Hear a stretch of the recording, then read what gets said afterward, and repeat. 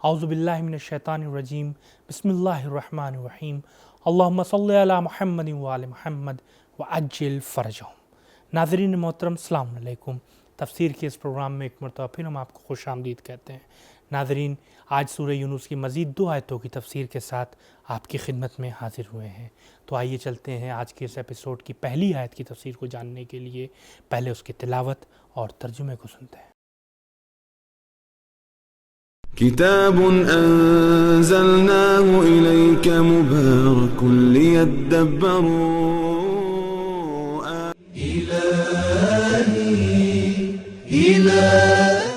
بسم الله الرحمن الرحيم فلولا كانت قرية آمنت فنفعها إيمانها إلا قوم يونس لما آمنوا كشفنا عنهم عذاب الخزي في الحياة الدنيا ومتعناهم إلى حين۔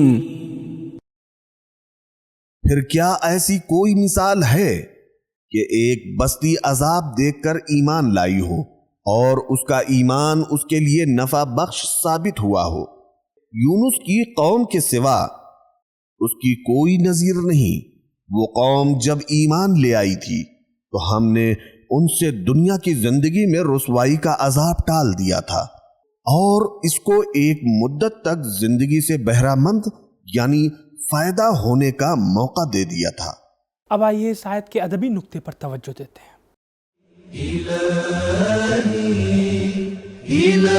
اس سورے میں حضرت نوح علیہ السلام اور حضرت موسیٰ علیہ السلام کے واقعات کو تفصیلی طور پر بیان کیا گیا ہے اور حضرت یونس علیہ السلام کی قوم کی توبہ کو نصف آیت میں بیان کیا گیا ہے، لیکن اس مختصر اشارے کے باوجود اس سورت کو حضرت یونس کے نام سے موسوم کیا گیا۔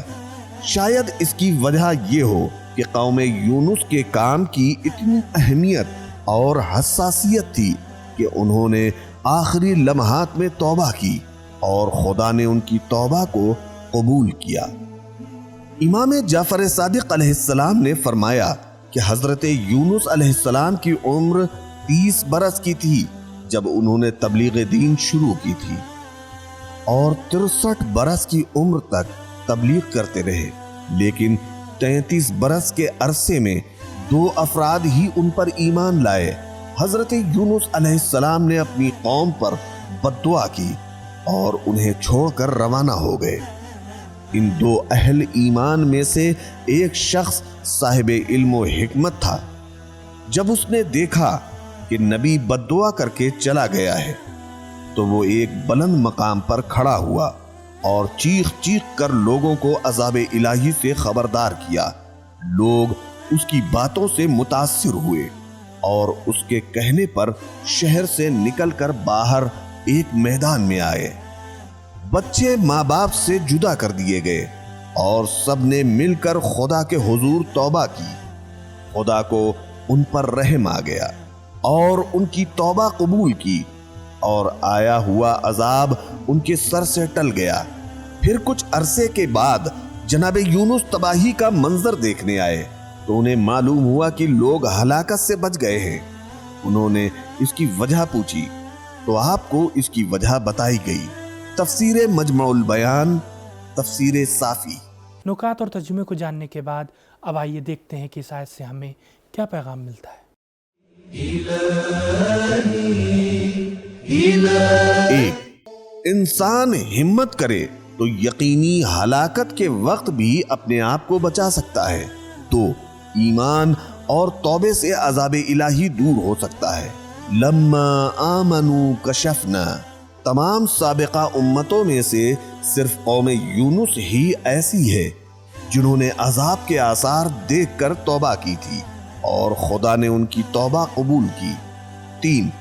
لوگوں کی سرنوشت خود ان کے اپنے ہاتھوں میں ہے۔ 4. ایمان دنیا میں بھی خوش بختی کی دلیل ہے۔ 5. دعا اور عاجزی سے پریشانیاں بھی دور ہوتی ہیں اور اس سے کامیابی بھی حاصل ہوتی ہے، جیسا کہ ان آیات کے शान नुज़ूल से ये बात साबित होती है। आज के इस एपिसोड की आखिरी आयत की तफसीर को जानने के लिए आइए चलते हैं पहले उसकी तिलावत और तर्जुमे को सुनते हैं। ولو شاء ربك لآمن من في الأرض كلهم جميعا أفأنت تكره الناس حتى يكونوا مؤمنين۔ اور اگر تیرا پروردگار چاہتا تو زمین پر تمام بسنے والے افراد جبراً ایمان لے آتے، جبکہ خدا اختیاری ایمان کو پسند کرتا ہے، تو کیا آپ لوگوں کو مجبور کر کے زبردستی مومن بنائیں گے؟ اب آئیے اس آیت کے ادبی نقطے پر توجہ دیتے ہیں۔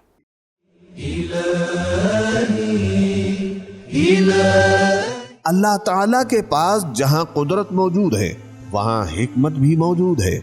وہ اپنی قدرت سے اتنا ہی استفادہ کرتا ہے جتنا کہ حکمت کا تقاضا ہوتا ہے۔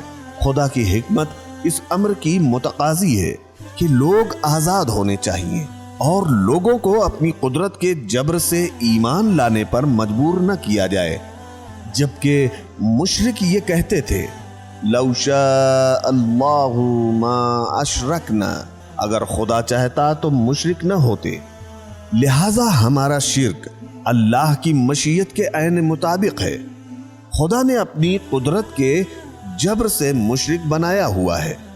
سورہ یونس کی اس آیت میں مشرکین کے اس اشکال کا جواب دیا گیا ہے اور یہ کہا گیا ہے کہ اگر خدا کو مجبور ہی کرنا تھا تو پھر وہ شرک پر کیوں کسے مجبور کرے گا؟ اس کے برعکس وہ ہدایت و ایمان پر مجبور کیوں نہ کرے گا؟ اس آیت کے اہم نقطے کو جاننے کے بعد اب آئیے اس آیت کے پیغامات پر روشنی ڈالتے ہیں۔